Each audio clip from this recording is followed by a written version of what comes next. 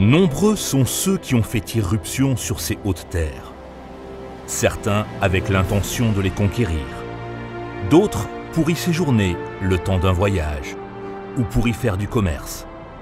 Le Karabagh a toujours fait l'objet d'une attention très particulière, au gré des intentions initiales de ceux qui s'en sont venus. Et il fut aussi le nœud de moments historiques. Et c'est pourquoi, à répétition, des nuages sombres se sont accumulés au-dessus de ces vallées et de ces sommets. Mais pourquoi au Karabagh? Cette question aura beaucoup occupé les esprits en différentes époques. Le Karabagh a acquis d'abord sa renommée du fait de ses frappantes beautés naturelles, ses montagnes, ses alpages, ses vallées, ses sources, puis ses forteresses, ses mosquées et ses temples. Cette terre a également conquis les âmes par l'évocation de la bravoure et de la justice légendaire des gouvernants qui ont régné au long des siècles, par le talent de ses hommes de plume et de ses musiciens, par l'excellence de ses artisans, par la diligence et l'hospitalité des habitants du lieu.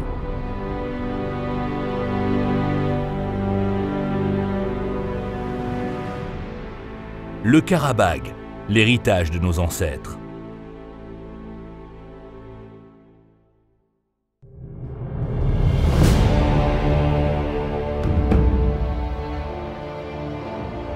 Mir Hamza Seyyid Nigari, un des poètes soufis du monde turcophone, avait décrit les magnificences du Karabagh en ces mots. Un pays où exulte la lumière. Et si ce monde était le paradis, le Karabagh en peuplerait encore les rêves.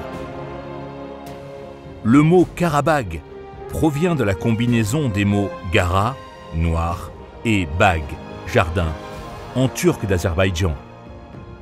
En langue turque, l'adjectif gara désigne non seulement une teinte, mais il est aussi synonyme de grand. Les Azerbaïdjanais ont gratifié leur terre radieuse du nom de Karabagh, c'est-à-dire le grand jardin. Au début du XIVe siècle, l'éminent historien Rachid al-Din Fazullah fournit des détails sur une terre appelée Karabagh dans son Jami al-Tawarikh. Quant à Mirza Jamal Javanshir Garabaghi, dans son œuvre L'histoire du Karabagh, écrite dans la première moitié du XIXe siècle, il décrit ainsi les frontières historiques du Karabagh. Au sud, la rivière Arax jusqu'au pont de Sinig, situé entre les communautés de Gazar, Shamshadil et Demirchi Hasanli. À l'est, du fleuve Koura jusqu'à la rivière de Görançay au nord. À l'ouest se trouvent Kouchbek, Salvarti et Arikli, les hautes montagnes du Karabagh. La nature enchanteresse du Karabagh, qui couvre la partie sud-est du massif du Petit Caucase, tient à la composition de ses vallées, de ses vergers et jardins, de ses sources, comme celle d'Issa, de ses rivières et torrents, de ses alpages, de ses plateaux alpins, des sommets de Gamish, Gürgöz, Boyukkirs plantés sur les chaînes de montagnes, les rivières telles que les Terter, Rachinçay, Kundelençay, Gargar, de sa flore riche de milliers d'espèces rares et médicinales, comme la Khalibulbul, d'une faune qui se distingue par sa diversité. Ses occupants se sont affectionnés profondément pour ces terres, qui soulevèrent aussi l'admiration éblouie des visiteurs. L'épopée racontée dans le Kshtabide des Gourgout met en lumière l'histoire des Turcs Oghuz, qui ont vécu au Karabagh et dans le bassin du lac Göitcha. Le Kshtabide Diyarbakriya fournit également des informations précieuses qui nous apprennent qu'un des Khans des Oghuz a été enterré près du lac Göitcha et que Bayandur Khagan a vécu au Karabagh et qu'il y est également inhumé. L'œuvre de Moses Kalankatwiski, l'histoire de l'Albanie, contient des données sur les tribus turco-albaniennes telles que Saka, Outi, Gargar, Sovdey, Hun, Khazar, Sabir, Gardiman, Chilb, Tchoul et Lipin, des anciennes communautés tribales du Karabagh. Les balbals, des monuments gravés en pierre qu'on trouve au Karabagh, prouvent que ces terres appartiennent historiquement aux tribus turques.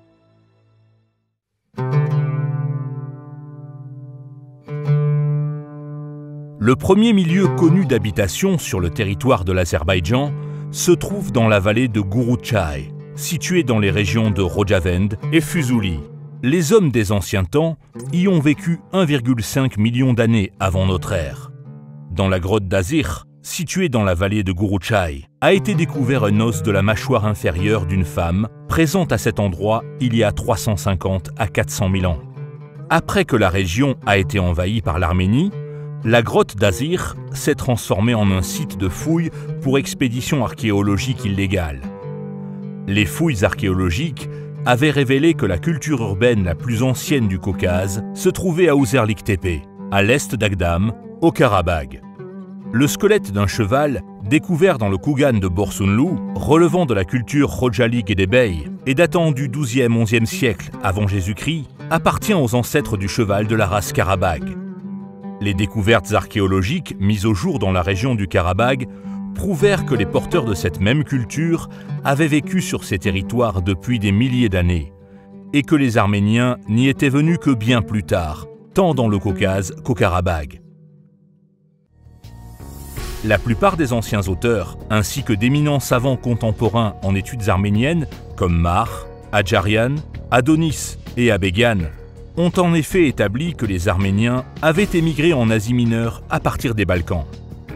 Les pierres tombales d'Urartu, datées du 8e siècle avant Jésus-Christ, mentionnent les noms de tribus telles que Gargar, Houthi et Albanienne, qui étaient les antiques populations du Karabagh.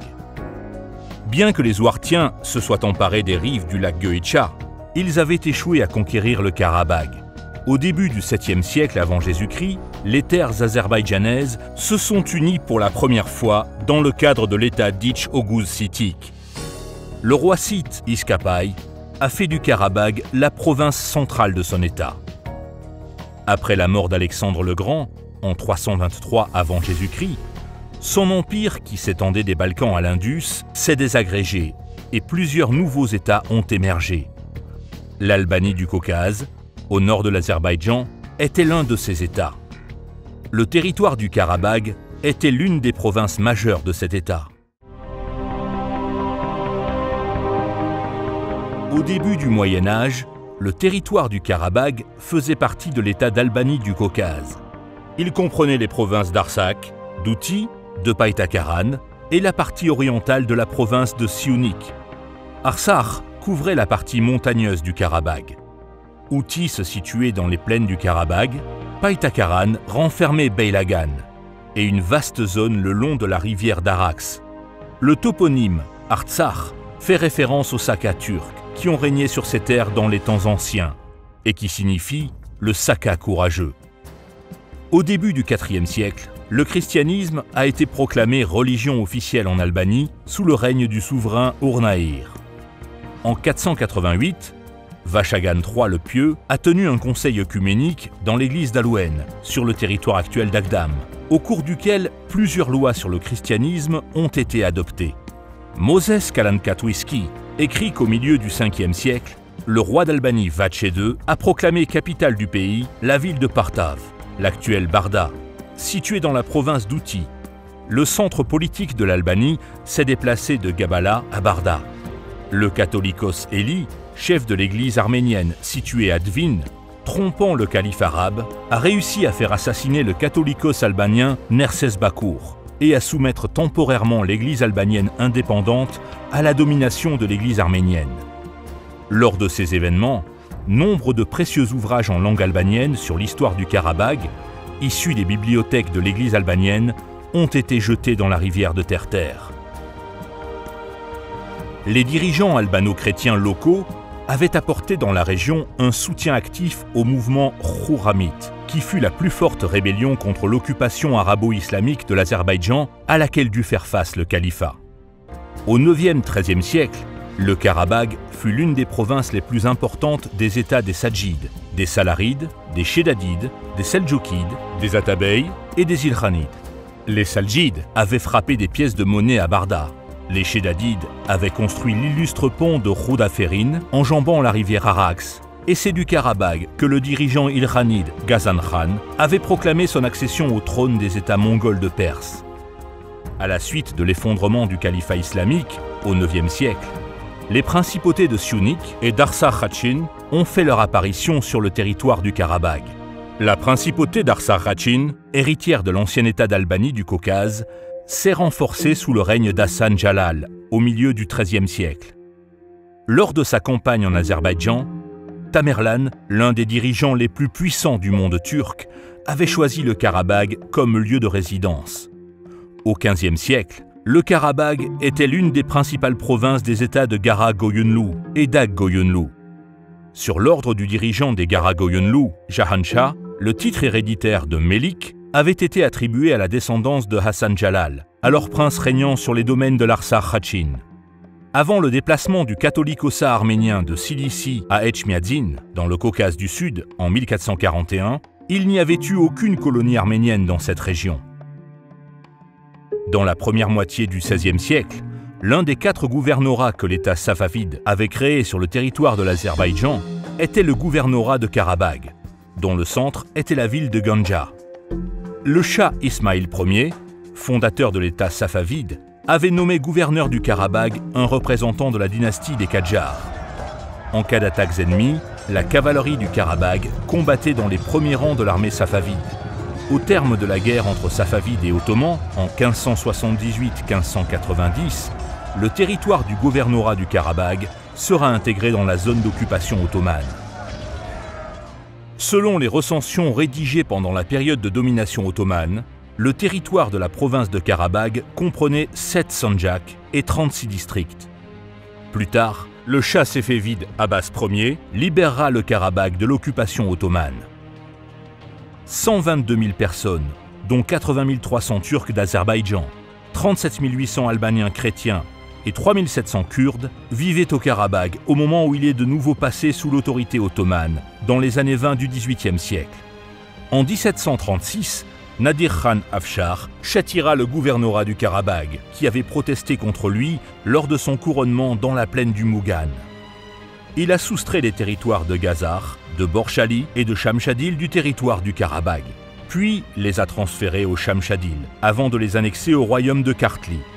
Certaines tribus turques du Karabagh ont été exilées dans le Khorasan, en Perse, et une indépendance accrue a été concédée aux Méliks albanais chrétiens, néanmoins subordonnés au gouvernorat.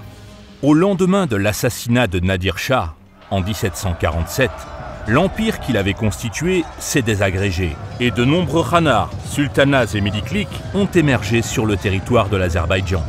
Les khanats de Ganja et de Karabagh seront créés sur le territoire de l'ancien gouvernorat de Karabagh.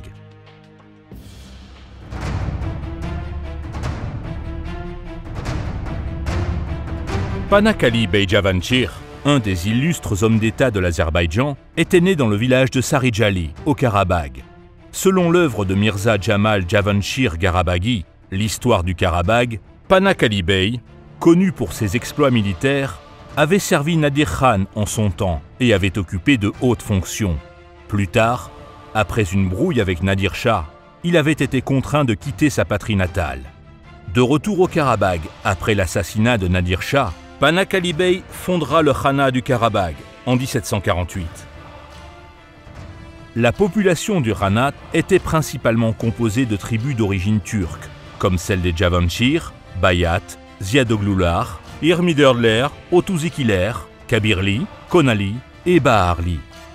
Panakkali Khan fera construire la forteresse de Bayat dans la région de Kabirli, qui est devenue le premier centre du Khanat. Après avoir repoussé avec succès l'attaque de Hadji Chalabi Khan de Tchéquie contre la forteresse de Bayat, la réputation de Panakkali Khan s'était considérablement accrue. Le centre du Khanat sera ensuite transféré dans la forteresse de Chaboulag, avant que la forteresse de Choucha, construite entre 1756-1757, ne devienne le nouveau centre principal du Khanat. Elle sera nommée Panakkabad, en l'honneur de son fondateur. Les Méliks albaniens chrétiens refusaient de se soumettre à l'autorité de Panakkali Khan et s'engageaient dans une politique séparatiste, tout en encourageant les États voisins à attaquer le Karabagh. Pour y mettre fin, Panakkali Khan prit le contrôle des Mélikliks de Verende, Rachin, Dizag, Chilaberd et Talish. Ce combat était destiné à préserver l'indépendance du Khanat de Karabagh. À l'exception de Rachin, les autres Méliks du Karabagh, ni les générations desquelles ils descendaient, n'étaient originaires du Karabagh. Ils étaient arrivés là venus d'autres régions. Le Khanat du Karabagh s'est encore renforcé sous le règne d'Ibrahim Khalil Khan, qui prit la succession de son père, Panak-Ali Khan. Les méliques albaniens chrétiens avaient planifié une croisade contre le Karabagh avec le roi georgien Héraclius II et l'armée russe à Tbilissi en 1787. Mais le déclenchement de la guerre russo-ottomane empêchera la mise en œuvre de ces plans. Lors de sa première campagne au Karabagh, en 1795, Mohammad Shah Kadjar, régnant sur la Perse, n'est pas parvenu à prendre la forteresse de Choucha, bien que cette dernière ait été assiégée pendant 33 jours. En fait, Shah Kadjar réussira plus tard à conquérir Choucha lors de sa deuxième campagne. Mais il y sera assassiné peu après.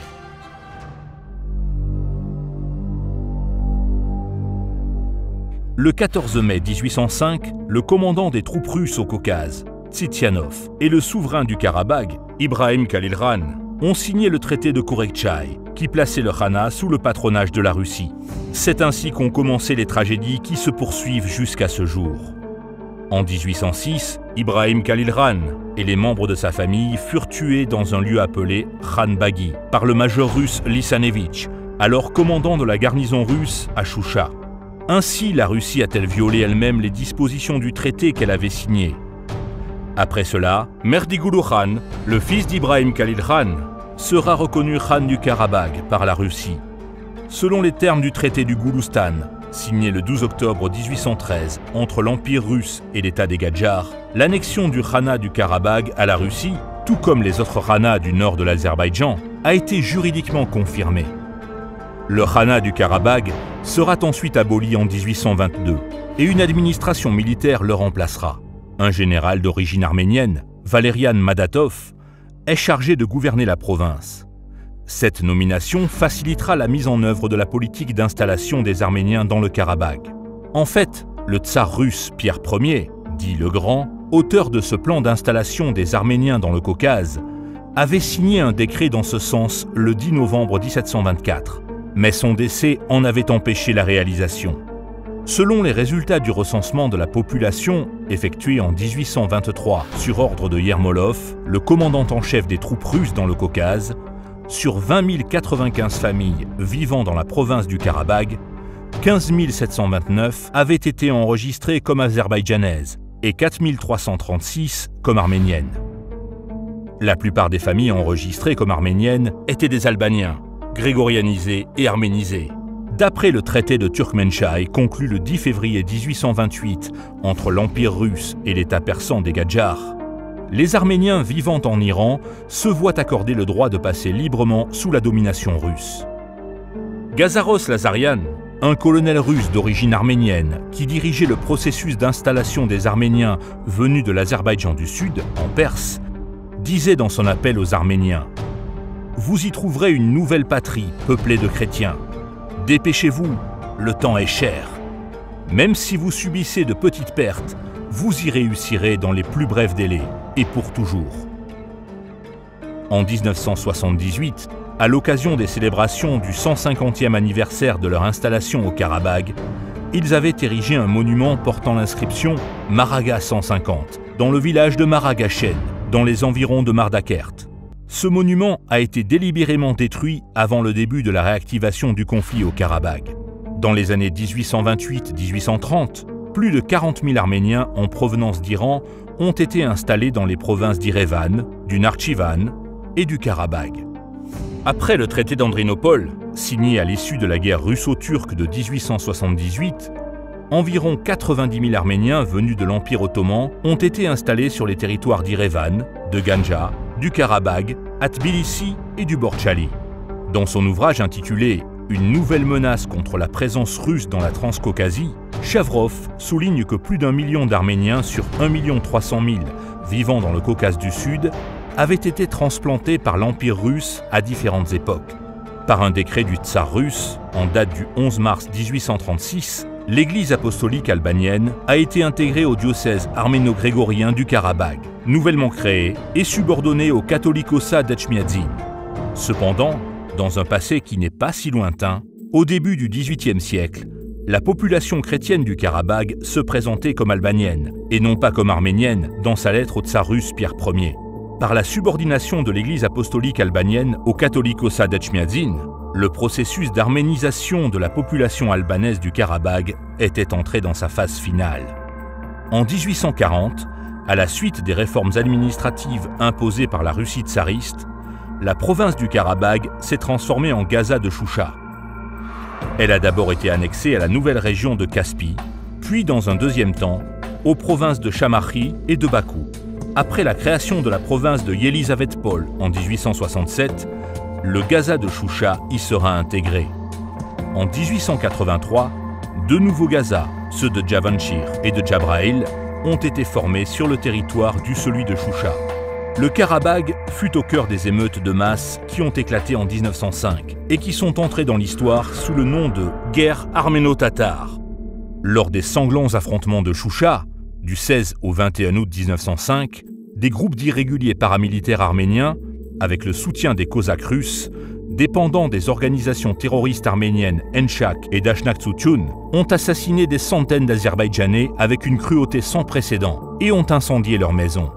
Cependant, ces bandes arméniennes ont dû se retirer du fait de la forte résistance de la jeunesse de Choucha. Dans son livre « Men Are Like That », publié aux États-Unis, Leonard Ramsden Artil décrit les souvenirs d'un jeune Arménien nommé Ovanes Apresian qui rappelle le massacre de Choucha en ces termes. Le quartier turc de la ville était totalement en ruine. Toutes les maisons avaient été incendiées et leurs résidents tués. En 1905-1906, les groupes d'irréguliers arméniens ont commis des massacres dans différents villages des Gazas de Jabraïl et de Javanchir. Ovanes Ter Martirosyan, un auteur arménien connu sous le pseudonyme de Ado, a écrit à propos des massacres perpétrés à Khojaly. Ayant pris le village, les Arméniens ont pillé les maisons et les ont incendiées afin que les habitants ne puissent plus rentrer chez eux. 300 personnes, dont des enfants et des femmes, ont été assassinés et leurs cadavres incendiés lors du massacre commis dans le village d'Oumoudlou, dans le Gaza de Javanchir. La résistance obstinée du parti clandestin Difai contre les Arméniens a interrompu temporairement les massacres.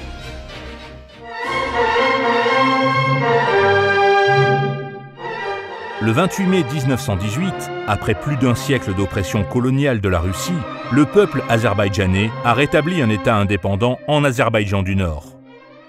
Mais ce fut à un moment où les groupes armés arméniens, sous le commandement d'Andranik, Dro et Njde, avaient engagé une série de massacres contre la population turco-musulmane au Karabagh. La commission d'enquête d'urgence, créée par le gouvernement azerbaïdjanais, a consigné les massacres perpétrés dans 157 villages des Gazas de Choucha, de Javanchir et de Jabraïl. Compte tenu de la situation difficile, le gouvernement azerbaïdjanais avait institué en janvier 1919 la province générale du Karabagh, englobant les anciens Gazas de Choucha, Javanchir, Jabraïl et Zengezur. Khosrow Beysultanov, qui se distingua pour sa détermination dans la lutte contre les groupes armés arméniens, a été nommé gouverneur général du Karabagh. La création de la province générale a suscité des protestations de la part de la République de l'Ararat-Arménie, et le Parlement arménien a voté une décision sur la création d'une Arménie unie, comprenant le Zengezur, le Karabagh et le Nakhchivan. Le bolchevique arménien Anastase Mikoyan écrivait dans une lettre adressée au chef du gouvernement soviétique Lénine « Les Dachnaks aspirent à annexer le Karabagh à l'Arménie, mais cela signifierait que le peuple du Karabagh serait privé de sa source de vie, c'est-à-dire de Bakou. Les villageois arméniens ont également décidé de reconnaître l'Azerbaïdjan soviétique et de le rejoindre. » Pendant la fête de Nowrouz de 1920, l'armée azerbaïdjanaise, dirigée par le major général Habib Bey Salimov, a réprimé une révolte arménienne couvée par l'Arménie dans la ville de Choucha. Les terroristes arméniens ont été entièrement anéantis pendant une bataille qui eut lieu non loin de la forteresse d'Asgaran. Les révoltes arméniennes du Karabagh ont détourné l'attention de la défense des frontières septentrionales du pays, ont affaibli la République démocratique d'Azerbaïdjan et ont accéléré sa chute.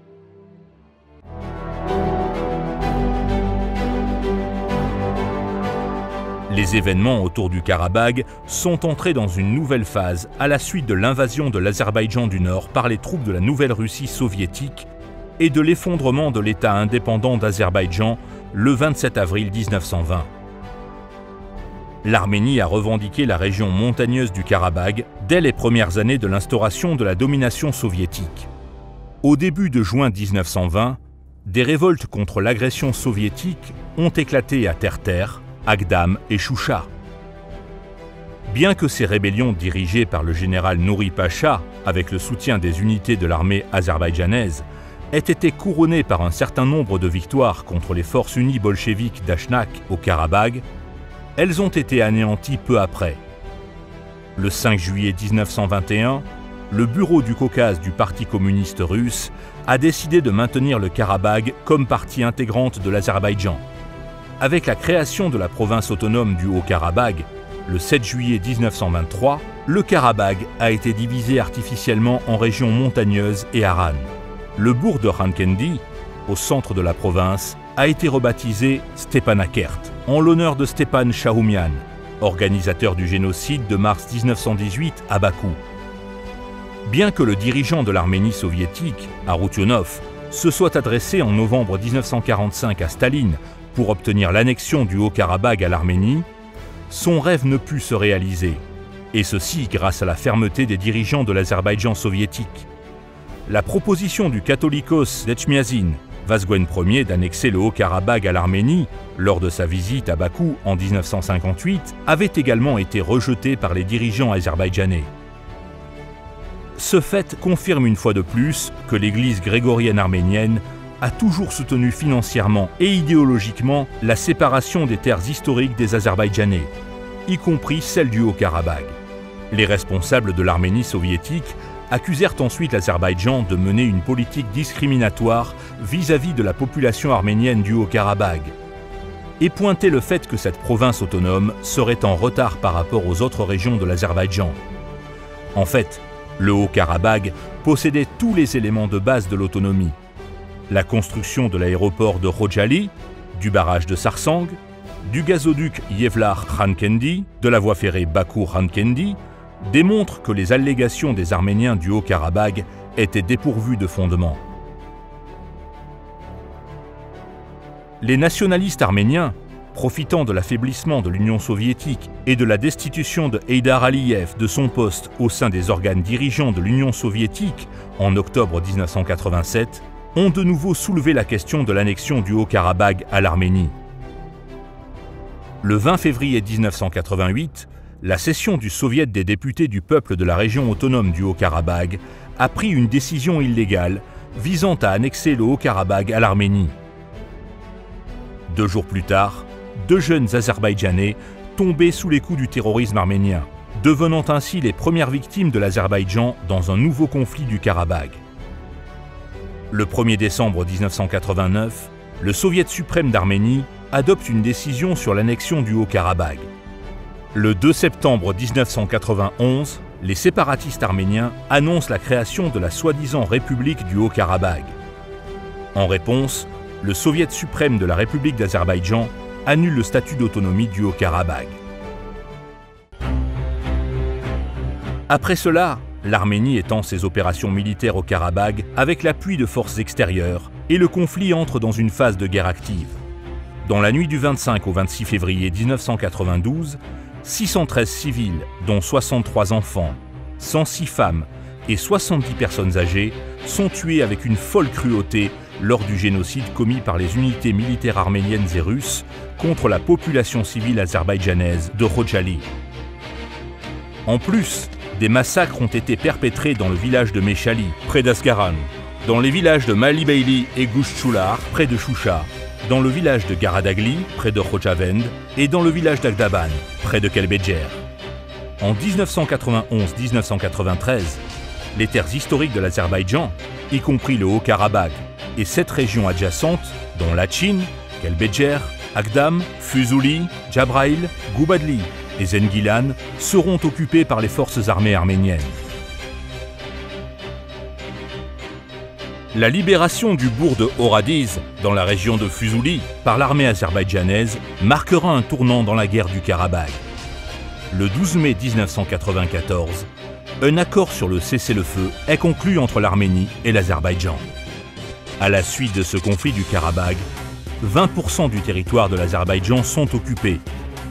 Plus de 20 000 Azerbaïdjanais sont tués et plus de 50 000 autres ont été blessés. Plus d'1 million de personnes ont été expulsées de leur foyer pour devenir des réfugiés et des personnes déplacées à l'intérieur. L'Azerbaïdjan a subi un préjudice matériel de plus de 800 milliards de dollars.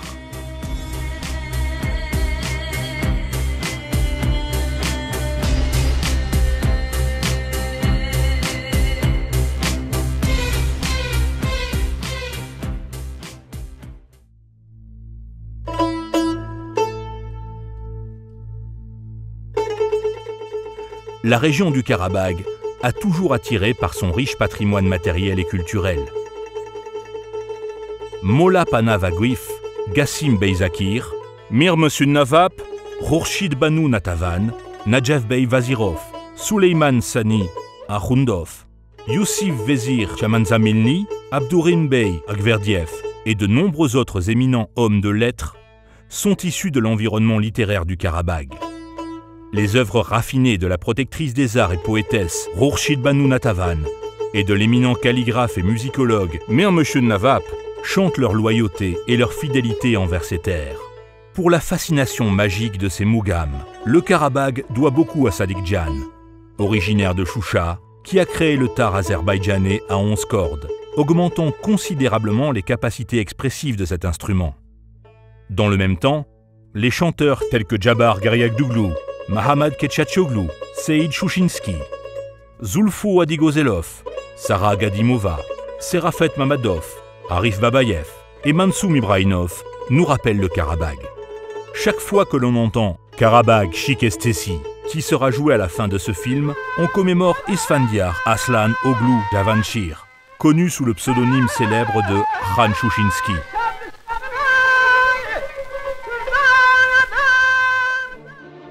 Ouzeyir Hadjibeyli, le compositeur de renommée mondiale de Leyli et Mejnoun, premier opéra de l'Orient musulman, Bulbul, célèbre pour sa voix de ténor classique, et Rachid Beboudov, qui avait une voix exceptionnelle, tous originaires de Choucha, étaient des personnalités éminentes du Karabagh.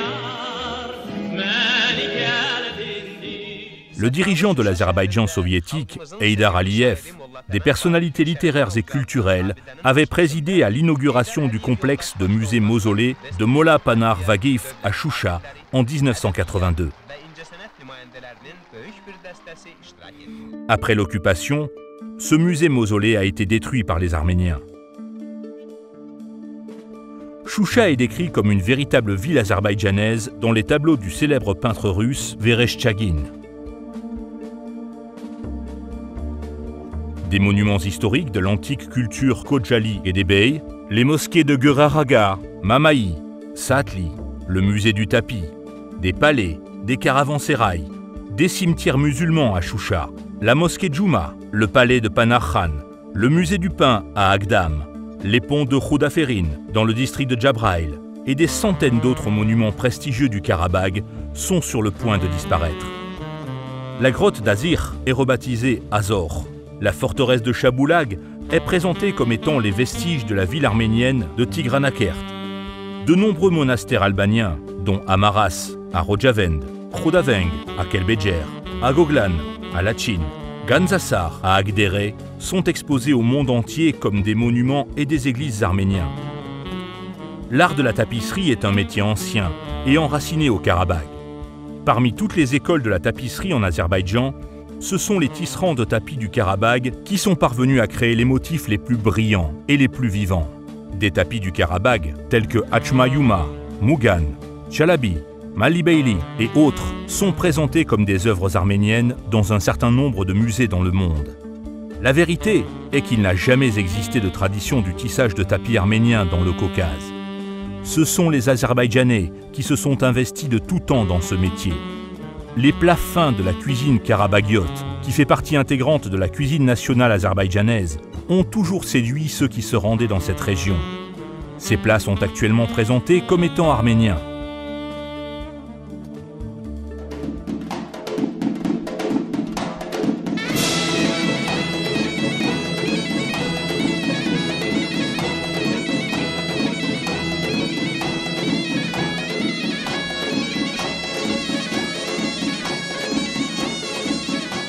La plaine de Djidir, un hippodrome naturel situé à Choucha, accueillait des courses hippiques avec la participation des célèbres chevaux dorés de Karabagh. Les chevaux de Karabagh, c'est une histoire à soi seule, totalement différente et inspirante. Ils sont précieux non seulement pour leur beauté, mais aussi pour leur endurance. Dans son roman Ali et Nino, Kourban Saïd a décrit les chevaux Karabagh. « J'ai regardé le cheval et j'ai été abasourdi. Devant moi se tenait un miracle rouge doré du Karabagh, l'un des 12 chevaux dorés du monde entier. » La détermination des employés du centre équestre d'Agdam, qui ont sauvé les chevaux de race Karabagh des bombardements arméniens en 1993, n'est pas moins inspirante. 6 personnes ont réussi à conduire, tout au long d'une nuit, 160 chevaux dans un endroit sûr, en passant par des routes impraticables. C'est grâce à leur héroïsme que les chevaux Karabagh peuvent aujourd'hui afficher leur beauté, leur audace et leur capacité au cours du Royal Windsor Horse Show au Royaume-Uni.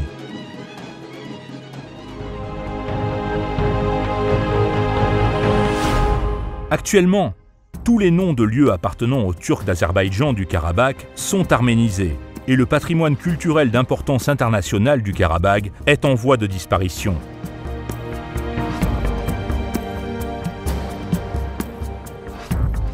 L'Arménie ignore les exigences de l'ONU de mettre fin à l'occupation. Les efforts du groupe de Minsk de l'OSCE, destinés à trouver une voie de règlement au conflit, ne donnent pas de résultats.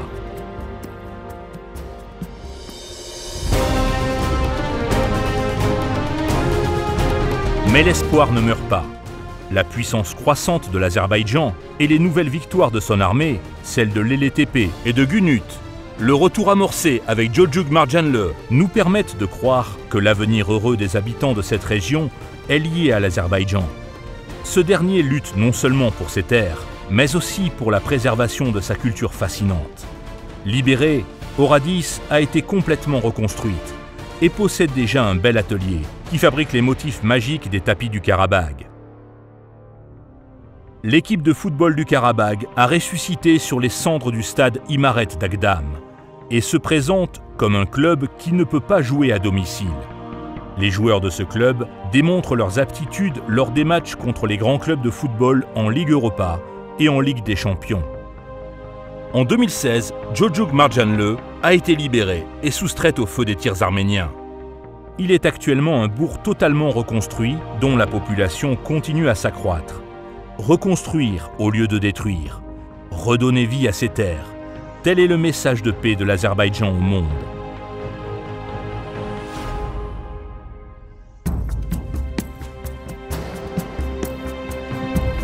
Le temps passe. Et le Karabagh ne s'éloigne pas avec le temps qui passe. Il ne fait que se rapprocher.